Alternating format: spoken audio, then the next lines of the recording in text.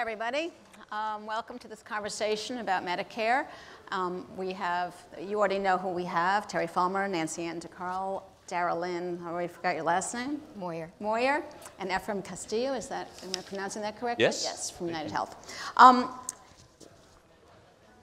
We age really differently than we did when Medicare was created. We age differently, we live differently, we have different needs. We also die differently. One of the best quotes I ever got from a doctor, a geriatrician who said, you know, we all think we're going to wake up dead one day. And that's not how it goes. I think Trish has heard me say that before. The people who were born in 1900 was the first cohort to reach Medicare age. But in 1900, if you were a white male, your life expectancy was only 47. If you made it to 65, you could expect to live another 12 years. But most people who were born in that Medicare cohort never made it. If you were a black male, it was only 33 years. Women, it was a little better. By around 1950, which is more or less the boomer, that's the group coming into Medicare now, starting 2 or 3 years ago. Even then, life expectancy was 67. And if you made it to that age, you could expect another 13 years. And if you're born, you know, those of us who know very little people who are born in 2000, their life expectancy is 75, and if they make it to Medicare, these are white male numbers. Women, it's a lot more. Once they reach Medicare age, they would live another 16 years. That just wasn't what we thought when we created Medicare or earlier Social Security. So before we talk about how to reshape Medicare, we used to die quickly. That quote from that doctor about waking up dead, it wasn't as silly in an era when we really died of acute diseases. We died more quickly. We died in hospitals. Now, a large part of this conversation is going to be we're going to have a whole lot of diseases, living with them gradually worsening for many, many, many years. It's a continuum. It's not an overnight aging. And before we talk more about it, we're going to talk about how Medicare is changing in the short term, new laws like macro and chronic, and even some of the things going on in the ACA, which you don't hear about because we're actually not fighting about. We agree on them. This shift from an acute care system to a chronic disease system, that's really the challenge for Medicare as people live longer but have a disease burden. And as they go from being healthy-ish old to not so healthy old to really old. And before we talk about anything else, I asked everybody in the panel, super, super quick, and as an example of someone they all know what my mother's going to turn 84 this week, and I would still see her as pretty young old. She now has a knee injury from playing ping pong. But before we talk about the complicated issues, I just wanted everybody, we'll just start right here. Let's start with Efrem. This is a deceptively difficult question, because if you think about it, you'll think you'll know. It's not an easy answer. Yeah. What do we mean by old? I'm not sure. You asked me that, and you brought up your mother. My mother's 86, and she goes to Zumba, and she is active, and I've had patients that were what we would call functionally old, meaning they can't get around as well, but they were not old, meaning they were active. They wanted to do what they wanted to do. And I'm almost thinking that maybe we should change that definition. We need a new word. Darlene. Old is whatever is older than me. That's what I feel like saying. But I think it's a state of mind. It's people. My mother was 92 when she passed, and until about the last 6 months, she was incredibly vibrant. And her time wasn't dominated, her brain space wasn't dominated by obsessing about her health and concerns. And she really had a zest and a vibrancy for life. And so I think it's certainly not a chronological number, but more a state of mind. Yep. Nancy Ann. I love those two responses. I guess what I think about is, I think the closer it gets, the more you think about it. And actually, the more positively I think about it. And I think of it as being a gift. That if you're able to age healthily, either in your home or in a place that you consider to be like your home, and be like your mother and be vibrant and have family around, that's such a gift. And Terry. Well, I'd underscore that age is not a number and that it is the accumulation of your life experiences, your genetics, and all that rolls up very differently for different people. So while we do love the success stories of the 90-year-old who's still playing ping pong, the reality is that the variability is quite dramatic.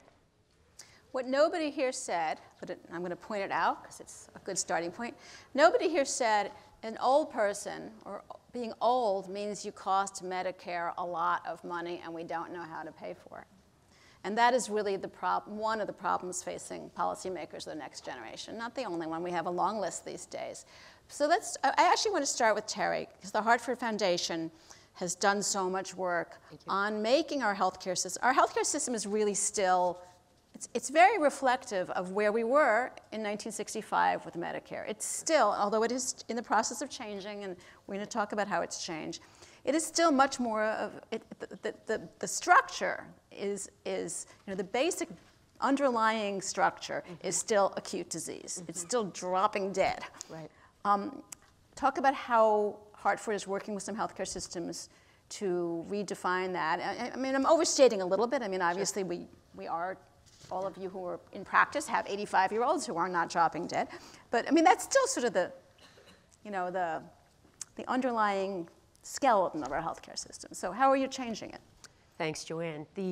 I love to tell people about the John A. Hartford Foundation in New York City. Our money is from A&P grocery stores. How many know A&P?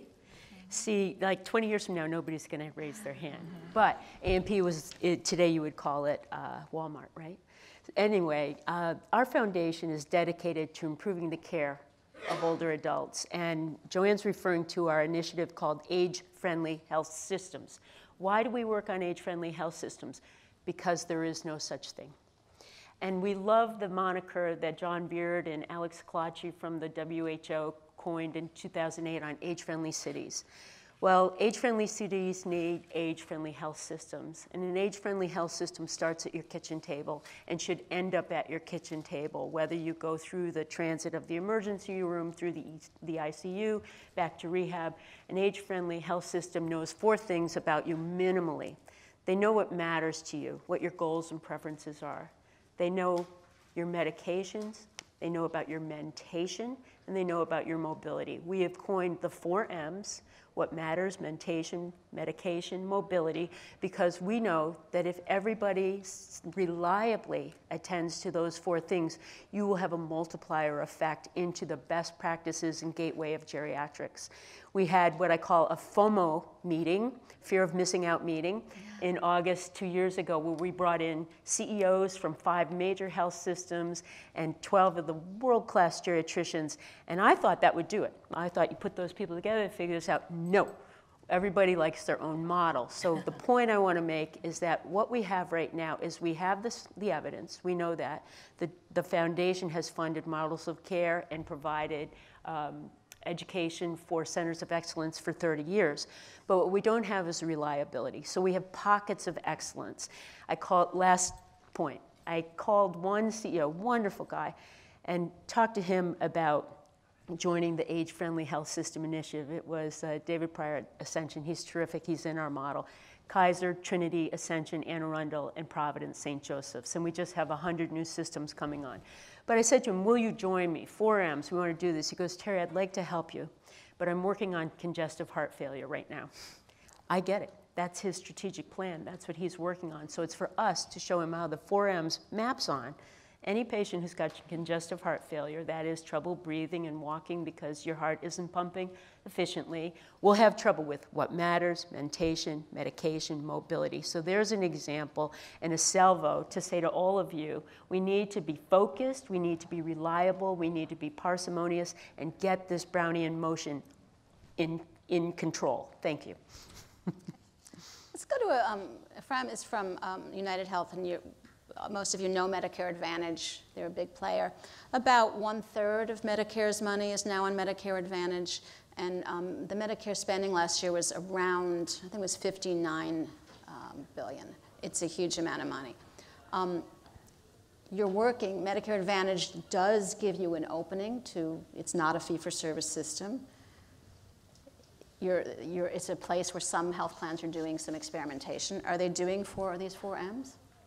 Yeah, so at United Healthcare, we serve today in the individual product about 4 million members, and overall about 15 when you add all the other products. But I think that's correct. So we are attempting to experiment with different models, not only reimbursement models, but different models of care.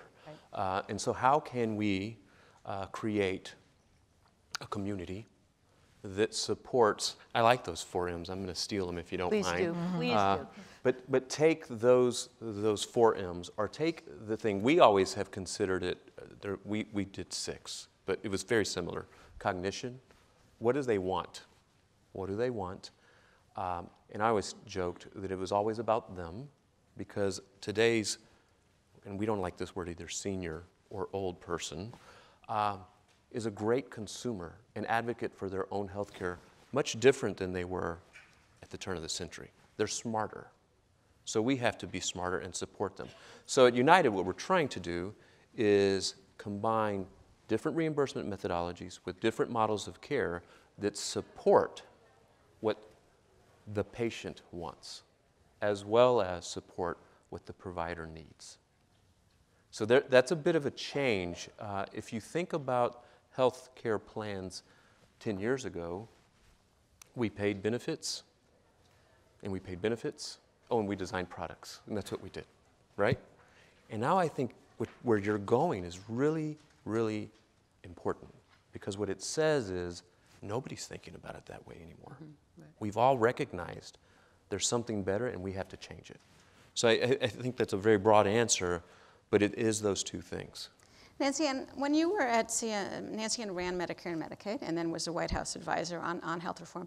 And there is this, the whole country screams and yells about the Affordable Care Act nonstop, but there's this extra part. In fact, an awful lot of the law is really about changing how we deliver care. And we don't, and the good things, we don't talk about it maybe, or people outside a room like this might not know all this, incredible alphabet soup. But there is sort of a national consensus to the extent that we have anything in this country that's a consensus. We do sort of agree on this need to treat chronic disease better. We do, the recent legislation, chronic and macro, are bipartisan. ACA was not, but subsequent legislation was. We do agree on the notion that the quality of care matters more than the quantity, and we've been, for the first half of the Medicare since '65, we had been paying for the quantity with not always great outcomes.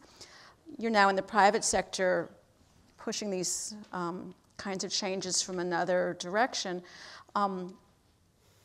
Is it still just the idea stage, or are we beginning to see fruit? Are we beginning to see are we beginning to move to a system where we really care about value and quality, or are we still just talking about it and writing fee-for-service checks? I think we're definitely moving to that, and it's happening.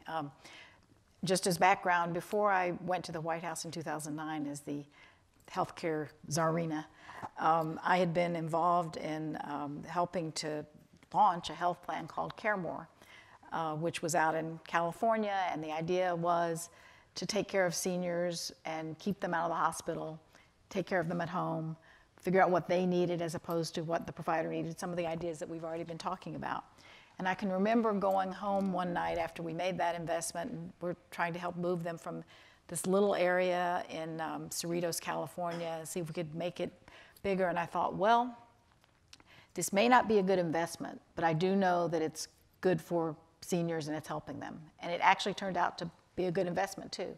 And it was that mindset that I took with me to the White House when we were working on Medicare. And Joanne, to your point, we had a lot of ambitions for Medicare, and they were bipartisan. And I think people, in all the noise about the Affordable Care Act, forget, and not only bipartisan in the sense that Republicans and Democrats spent hundreds of hours working together on them for a couple years before we actually got going on the Affordable Care Act, but also really every interest group and group that was interested in Medicare also agreed.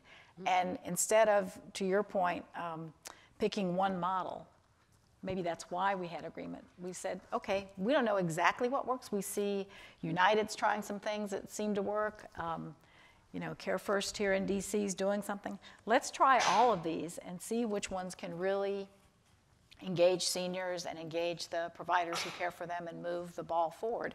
So, it ranged from strengthening Medicare and improving the benefits through closing the donut hole, which Nora helped with a lot, mental health improvements, behavioral health coverage, the annual wellness visit, and those kinds of things, MA improvements, Medicare Advantage improvements, the star ratings, all those things to help move quality forward and provide better benefits. And then secondly, the delivery system reforms, which were, if there was one theme, it was moving away from volume and towards value. And what does that mean? Well, no one knew for sure, but we tried a lot of different things. And, whether it was incentives to incentivize team-based care or more population health through the accountable care organizations, the readmissions penalties. I mean, there was A to Z of things that were going on, and overwhelming. And interestingly, I thought I'd hear a lot more whining from providers, and you heard some, but mostly they were ready, to the extent that in 2016 I was with a group of hospitals who were talking about it, and they themselves said, regardless of what happens in the election, we're moving forward here. This is the right thing to do, because they're employers too. They have, they're seniors too. They understand that these things needed to happen. So I'm very gratified by that. And you've seen, as you said, Joanne, successive bills since then, like the Chronic Care Act, that builds upon the special needs plans, makes them permanent, moves Medicare more intentionally away from a program that covers the diagnosis and treatment of an illness or a malformed body member. That's what it was in '65, and that statute is still there, to something that can anticipate what will help seniors stay in their homes and keep them healthier, and isn't so tied to health, and looks at food as medicine, which is a topic that you're talking about today, nutrition benefits, more transportation, other things to help people stay in their homes. So I think it's a very exciting time for Medicare.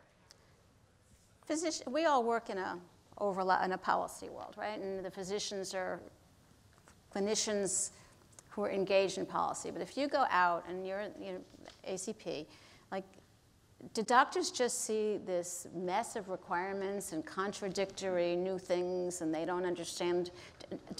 Doctors are supposed to be delivering value. They thought they were already, right? No doctor thought they were only there to deliver volume. I mean, their billing records might have shown that, but that's not how they thought of themselves. So have they bought in? Are they aware? Are they terrified? Do they think it's a great idea? And can we do it without them? And if not, how do we get them in? Well, I think at the end of the day, and I practice with a vulnerable patient population in my area, and we understand that health is more than just healthcare. And what I hear uniformly from the physicians and the healthcare teams and patients is, we want our patients back. Patients want their teams back. That the amount of administrative burden is astronomical, and it takes away from that face-to-face time. So, for example, I walk into the practice, and there are folders of papers and papers and papers that have to be filled out because we're still using the fax machine, despite all the technology we have, because it's not seamlessly integrated. It takes me 12 to 15 clicks to find out that someone got an influenza vaccine at a pharmacy, and I have to manually load that into the EHR. Our team meets, we have a huddle, and we have everyone that's part of the healthcare team there, including our community health workers. And we'll take care of people from anywhere from poison ivy to someone collapsing in the waiting room to someone who's got diabetes and heart failure and hypertension out of control, who has been coming in with blood sugars over 400. Why? They're shorting their insulin because they can't afford the copay. Right. That's all in 15 minutes to mobilize all of those resources. So we care, we want to do something about it, and we really need to really address the administrative burden to get back to the value of that face-to-face time and building the trust. I think at a time where we're such a transactional world, that important relationship and maintaining that relationship takes time, it takes face time. We need to rebuild that trust. You have your 4 M's. I think what we have with the patient-centered focus and the underpinning of great primary care leading to better outcomes are the C's. You know, our physicians and their teams contextualize all of this data for folks, and they collaborate, and they coordinate, and they communicate.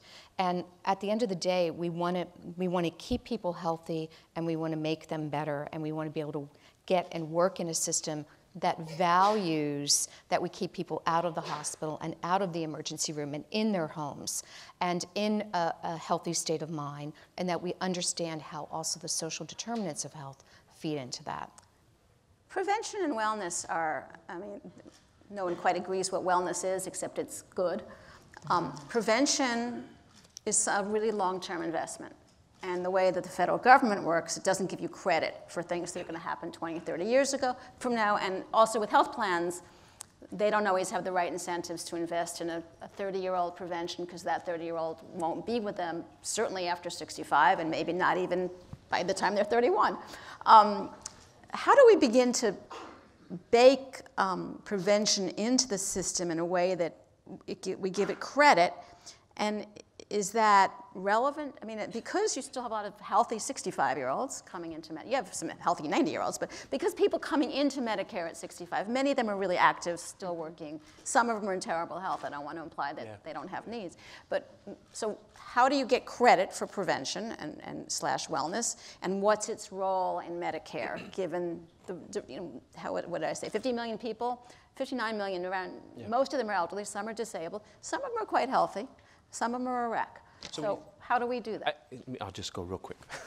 So when you think about the STARS program, it's actually, if you really think about it's a quality rating for the Medicare Advantage. Medicare Advantage. And if you look at the rates of things like colonoscopy, mammogram, et cetera, they're much higher, right, because of the way that it works. But when you think about the STARS program, it's actually very elegant.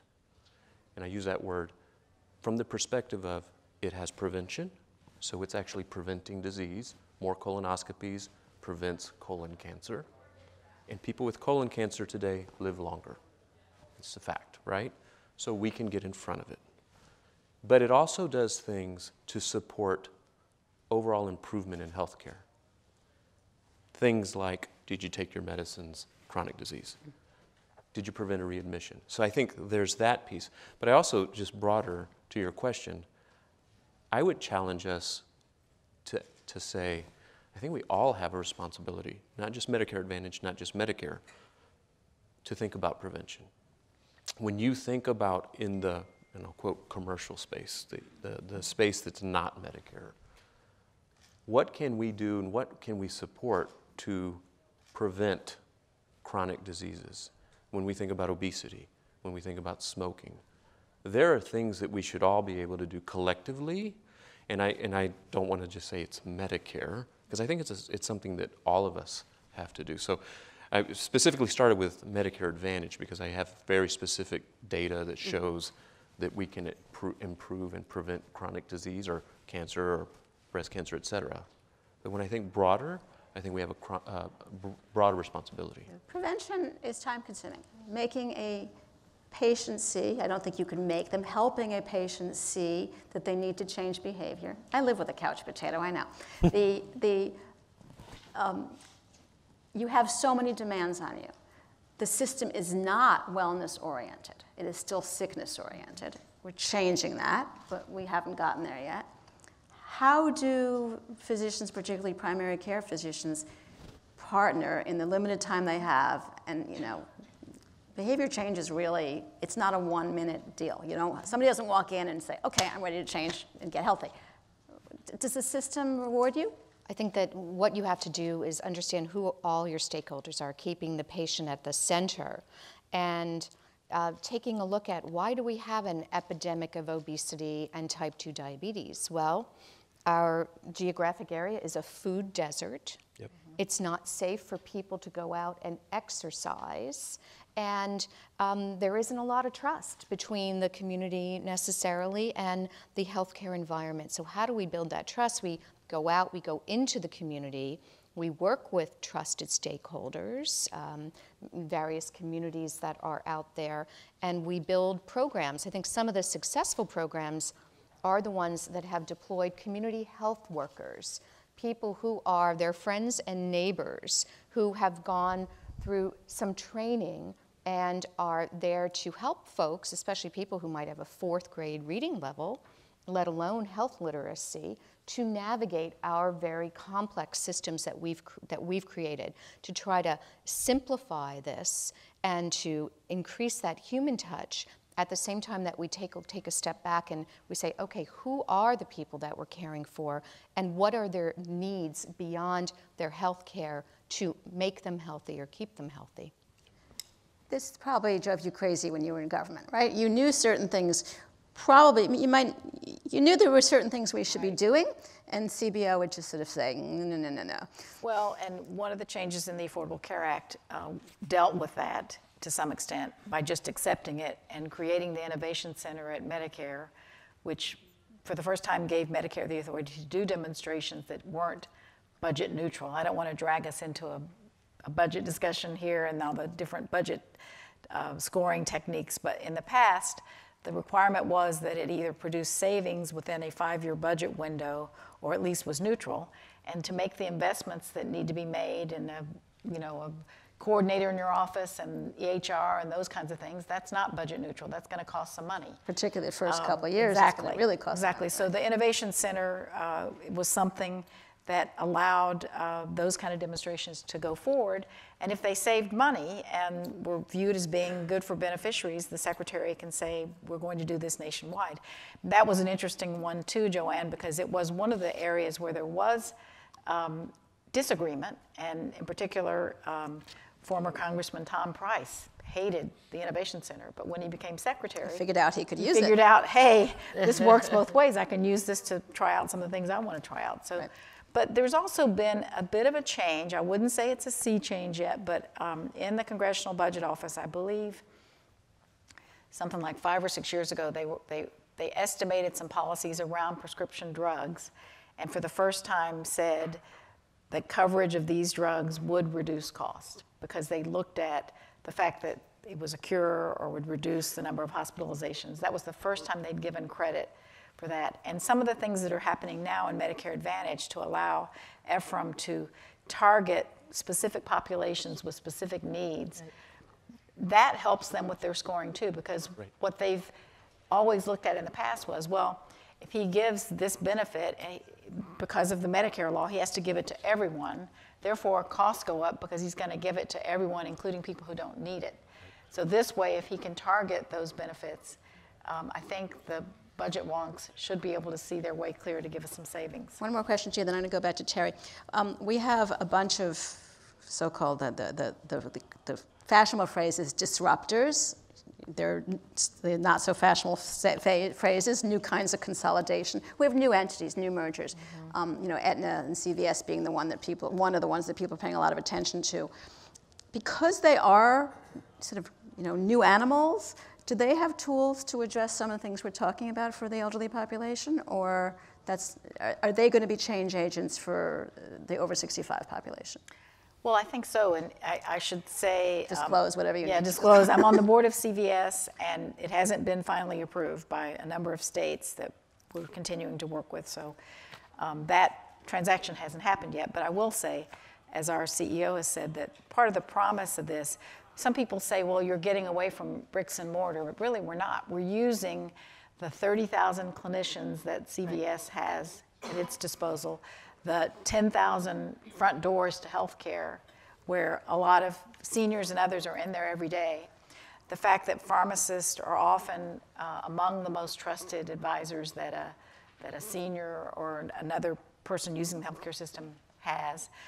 The fact that minute clinics are there and can be the appropriate venue of care and the least expensive venue of care for some things and avoid the emergency room. So we're trying to use all of those assets mm-hmm. and deploy them along with health insurance. And United, the company that Efrem's working for, is going about it a little bit different way, but also trying to combine the assets of providers and an insurer.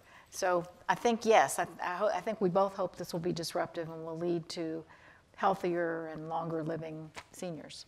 Terry, sometimes I define health journalism as people who spend all their time running around chasing after the new buzzword. But I think, and then they go away. As soon as you figure out how to explain it to the real world, they're gone. But I think one of the ones that's real and is staying and that is getting more and more attention is, the shorthand is SDOH, Social Determinants of Health. A lot of the conversation is not Medicare specific, but a lot of it has to do right now, you're hearing a lot about homelessness, that's sort of the hot topic. Seniors, many of whom live alone, many of whom can't drive anymore safely at least not during the day, and may not want to take 4 buses to get where they need to go. Many of them do still have housing insecurity, food, isolation, which we're now learning is another huge threat to health and a big deal for seniors. So not saying that we're going to score in Medicare. What is an age-friendly health? And our country is so siloed. We have our aging services and our social services. We have our Medicare and medical services, and it's really hard to make that connection. What's happening? And will it save money? What's the dream? The dream is we'd look back in 10 years and say, what were we thinking? How could we have done that? Just like, how everybody starts sneezing into their elbow instantly, that we'd look back and we'd say, isn't that funny that we used to do that? So the vision is that, and then I'll get exactly to your point. The vision is that we create a social movement, that everybody in this room, in this nation, in this world demands an age-friendly health system. I demand it for me, I demand it for you, and for everybody else. And you say, are you an age-friendly health system? So that's number one, to really move it. And to your point about CVS, full disclosure as well, we just made a large grant to Case Western in order to work with 5,000 CVS Minute Clinics to put the 4M bundle into their electronic health record, which is Epic, so that we can be moving back and forth with that knowledge. You have to have continuity of care. We have a man named Ashish Jha in Boston, some of you know him, who's really good at electronic health records. And we asked him if he would work on getting information from the patient who's in the hospital to the nursing home. Good luck. So he called me and he said, you know what, Terry, this is really hard. I said, I know, that's why we asked you. And so we have to get this continuous stream of information. I read recently, or I heard in a talk, that Google's about to introduce a Google feature into Epic. Wouldn't that be great? So you're not in the position where you have to try to find a blood sugar, but you can Google your Epic. That would be great. What am I saying? I'm saying that we have to have continuity of care. We have to forget the unbelievable waste and discontinuity in our system. That happens by knowing about the social determinants, figuring out how to use this Uber disruptors, the CVS disruptors, to stop what is so present in the lives of people who use our healthcare system, which is redundancy and a fear that whoever's in front of me taking care of me doesn't really know me. Given all the, there's so many experiments, there's CMMI and there's the private sector, is it still easier for you to send somebody for expensive back surgery that may not help them and know that Medicare will pay for it than it is to get them into some kind of weight loss program? Ethically, absolutely not. I mean, that's the challenge, is that, to talk to people, and the back pain is something that, we're all very passionate about. We know that for chronic back pain, that there are certain modalities that work. And having that time to do shared decision making and education and talking to people about what are the red flags that we look for in back pain in terms of your symptoms and your signs, and why it is that we're less concerned about those red flags. Let's talk about what this means for your life, for your function, and let's talk about getting you better. And this is going to be a comprehensive, team-based plan, and that we basically want to manage your expectations and what you think should sort of be going on and what's important to you. And that's sort of the core of shared decision making that allows you to make high value care decisions, to be appropriately rational about the care. Not everyone needs a colonoscopy. The patient who's got end-stage heart failure on dialysis, who's got end-stage emphysema, the colonoscopy may not be the best thing for them. So we need to be able to have those individualized discussions with people, get credit for it, and as you articulated You can't sort of account for necessarily what you've prevented, those ER visits that you've prevented, those hospitalizations.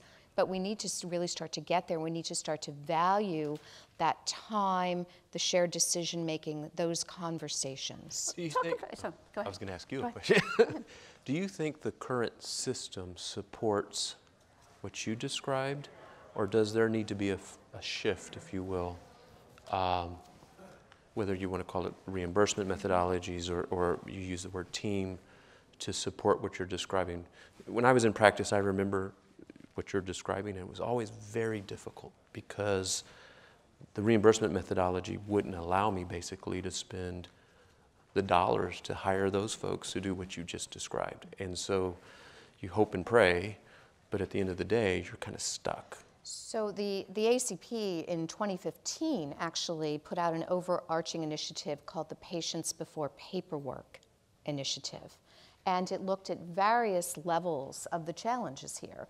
It looked at the challenge of the regulatory payment environment, saying we're not really valuing talking to your patients and that high-level complex care that we're giving them. We're valuing still volume and procedures over that value. We're also not organizing our systems very well.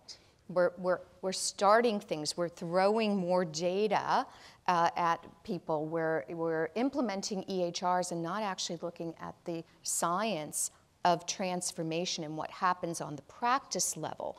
So organizing a better communication system that has the data that's important, but doesn't make people go through a 2,000-page electronic health record when a patient comes in to see them for a 15-minute visit to find out what was important.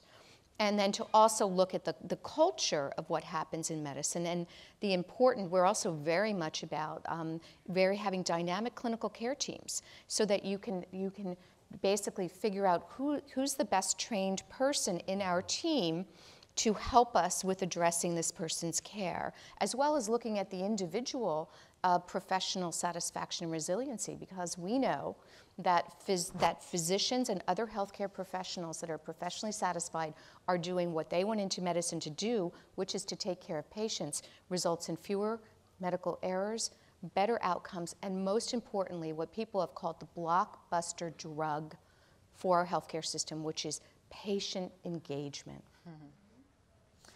We can take a few audience questions before, if there's a mic in the room, I think. Is there back there? Is there anyone who has a question? John always does. Over here. First of all, We wait for the mic. Can we wait for the mic? I know you're loud, but I'm still supposed to wait for them. I'm allowed to tell him. I've known him a long time. He won't get mad if I say I know he's loud. It's a fact. That's funny. Thank you, Joanne. This is a terrific panel. But I'm struck by the lack so far of specific policy recommendations. We have a new Congress coming. What should they do? That's I'm sure they'll be waiting to hear my recommendations. that was what I was going to wrap up with. If we can just go there right now. And I mean, I have my own ideas, but I'd love to hear from this Sure group. you do. And why don't we address that, because that was our conclusion. I'd also like to talk, because it's part of the solutions, there's a new rule allowing Medicare Advantage plans to do more social determinants, to buy someone an air conditioner if they, if they have asthma and need it. So talk about that as you respond to John's question. Yes, I think strengthening, so obviously from my perspective, strengthening Medicare Advantage, making it more, less variable, more sustainable. The outcomes have demonstrated that the population that is in Medicare Advantage, and I'll put quotes, does better, from the quality perspective as well as satisfaction, et cetera. Also, when you look at the socioeconomic changes that are occurring in the country, it seems to be a good buy for them. It gives them better benefits beyond traditional Medicare and creates an opportunity for them. And especially, I think, since the payers are now understanding that they need to change the model of care and they need to be more in tune with what the consumer wants, the patient wants, it's going to continue to provide better care. So from a legislative perspective, I think anything that would, and I say anything, things that would make Medicare Advantage stronger, more sustainable, and less variable. So I'll give you a real specific example since I can see you smiling over there. Movement in stars. Star ratings have some variability. To your point, the patient that is very ill is still in the denominator. How would we approach that? Things around supplemental benefits. We are really looking at supplemental benefits this year. It's just, and how would we actually create more and more products, design, that support people that are hungry, people that don't have transportation. If you look at things like dialysis, something very simple. Huge spend today because people can't get there. Right. Right? It's a huge spend. Huge. So they call the ambulance, or they don't go, which results in, Or they go to the ER. or they go, which results in the ER and an admission. So things like that, I know they seem kind of like, well, that's a no-brainer. They could be doing it at home, which is Or doing it at another home, thing, the or chronic do PD. care act. There's a lot of other things that I think the legislation could support improvement. So the American College of Physicians submitted about a 150-page letter to CMS in response to their call for how can we get to a better place in our system where we put emphasis on value rather than volume. That was published in September of this year. I'd refer you to that. In addition to looking at social determinants of health, the other thing that we think is really important is getting to meaningful measures. We're doing a lot of process measurements and a lot of checking the boxes and just for the sake of going through the motions.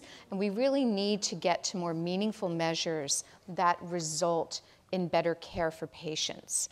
And I think that in terms of technology, I think the technology and the new things that are coming to the forefront, very, very important that they complement what we're doing. They don't supplant what we're doing.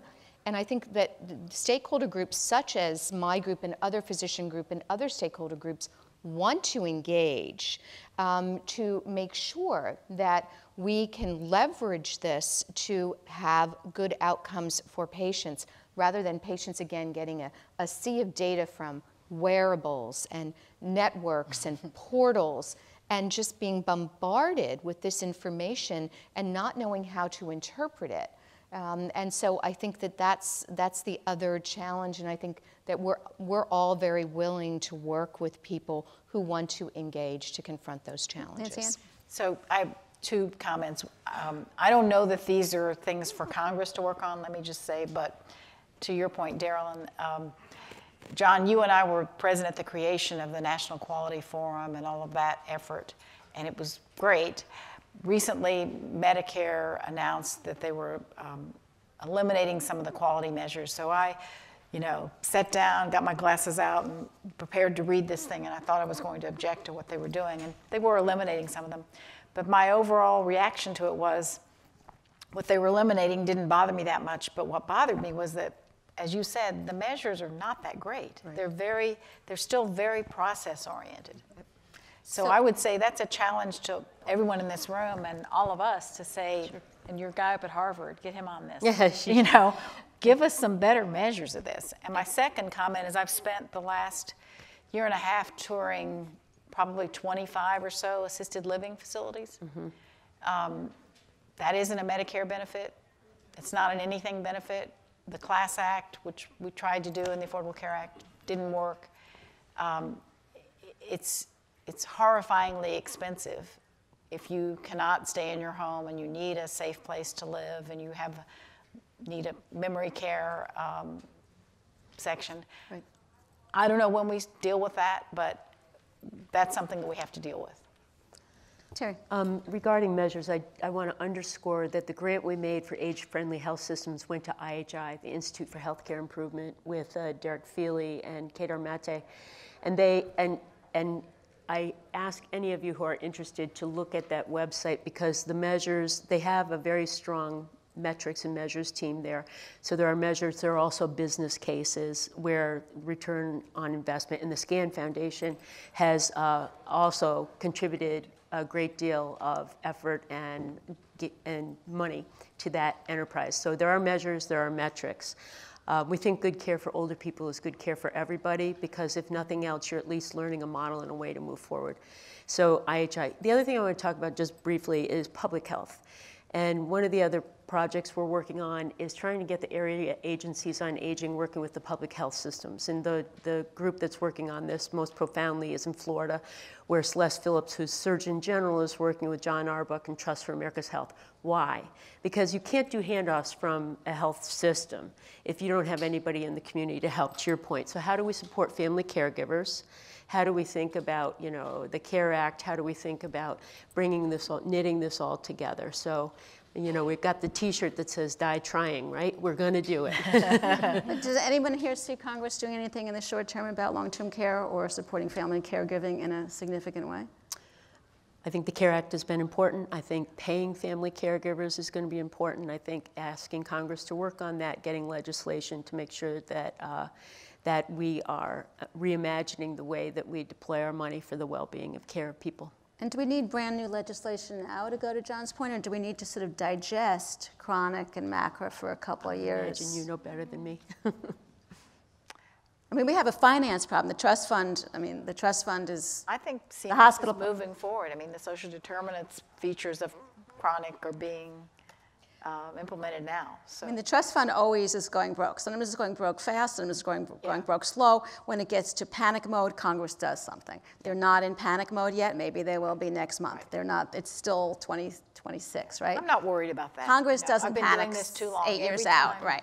Every time we've needed to do something, we do it. There's no bar to, I mean, I don't think anyone sees what the bipartisan fix for that is yet, but by 2024, someone will be talking. It'll be fine. But in the meantime, there's a lot going on now. I mean, Yeah. there's a lot that's changed that is still new, in which, I mean, macro will probably get adapted, you know, for the next 10 years, right? Right. Like the SGR did. There's a question over here. Let's bring the mic. I have the mic. Oh, sorry. Okay. And then, no, go ahead and do this one. And did you have a question? Yes. Okay, go ahead and do this one, then we'll go over there. And we still have a couple minutes. It's just an extension of what you already discussed, but Can you I identify think yourself? I'm Syra. I'm a professor at Rutgers, and I'm also from Horizon Blue Cross Blue Shield of New Jersey.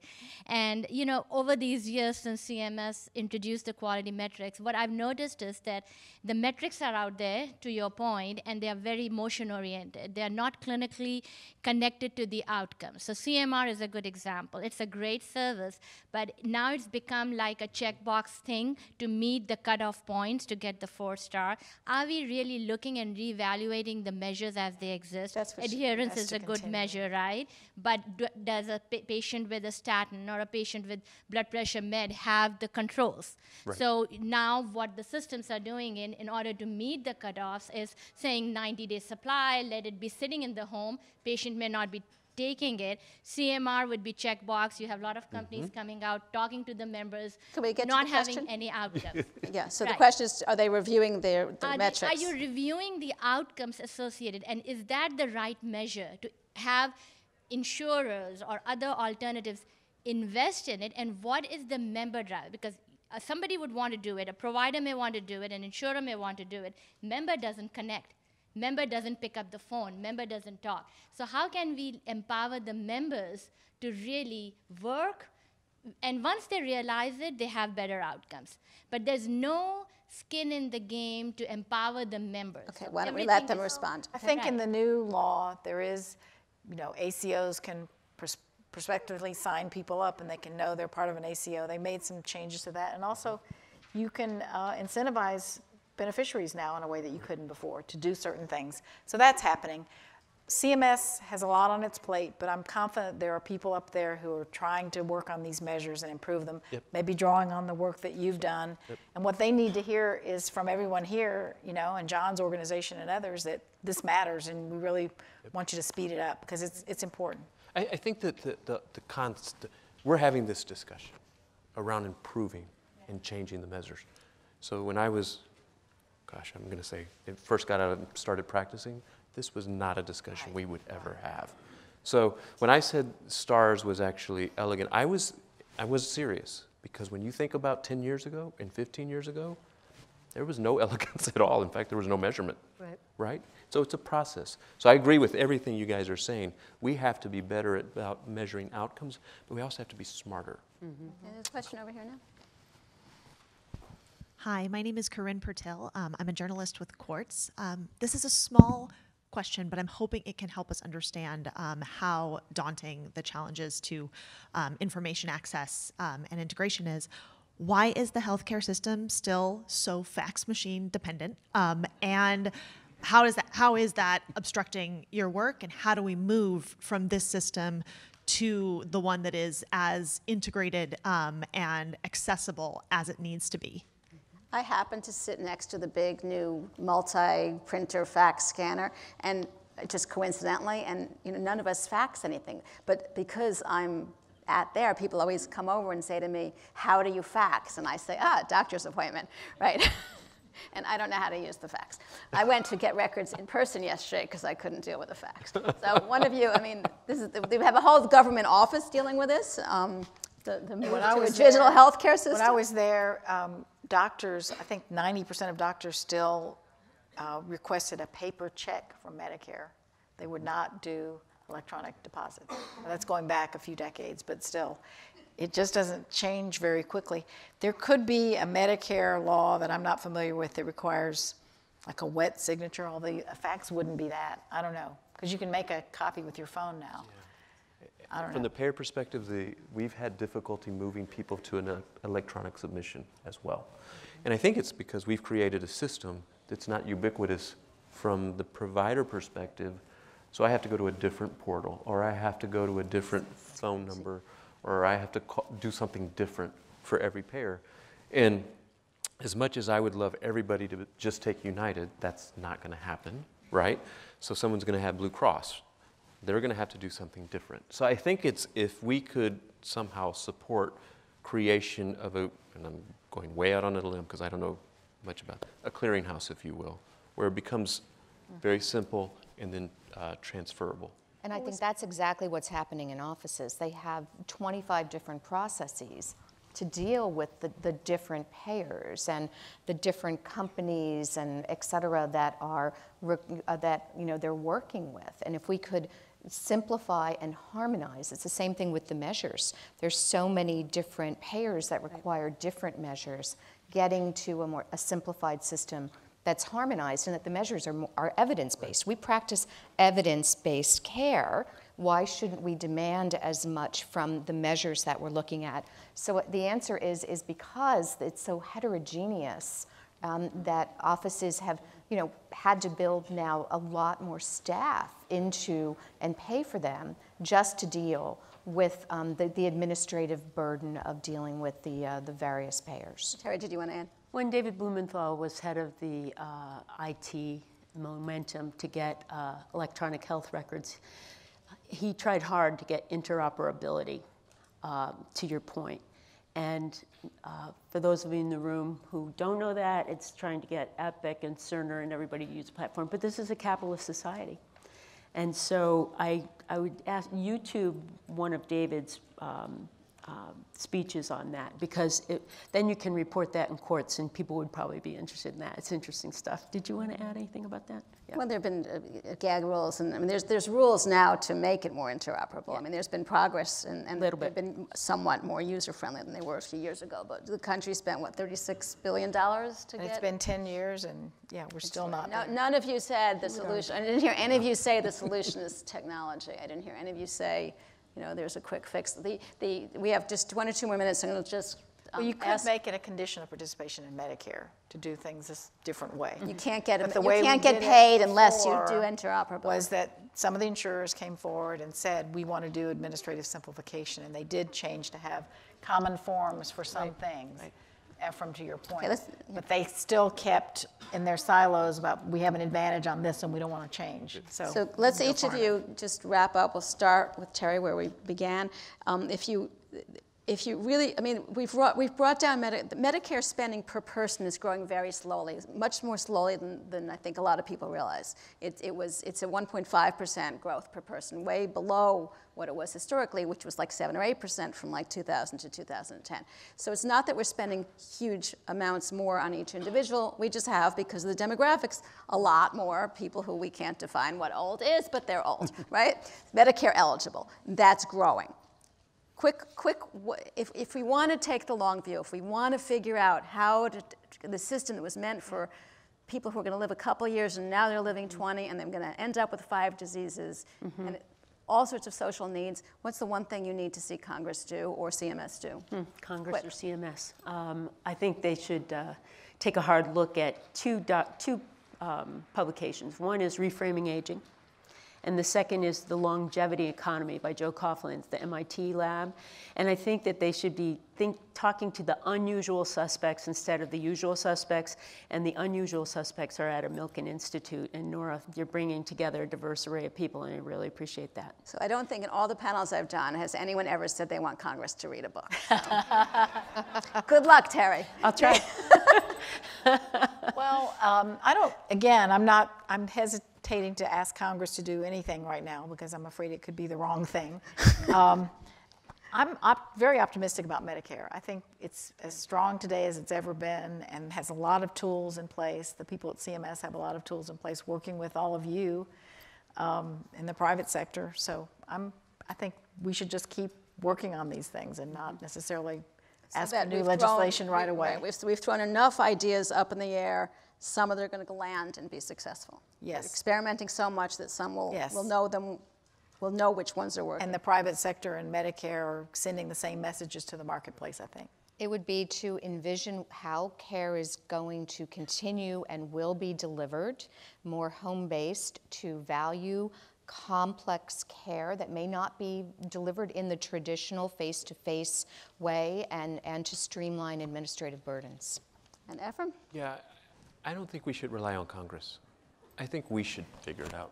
And I'm not saying figure it out per se, but we should experiment in all our different areas as much as we possibly can to present solutions that are scalable, that do what you said, that support communities and support continued improvement in our nation's health. Because I don't, maybe I'm a cynic, I'm not sure Congress is, and then this is going to sound really bad, so to take this for, I'm not sure Congress's heart is perhaps where your heart is.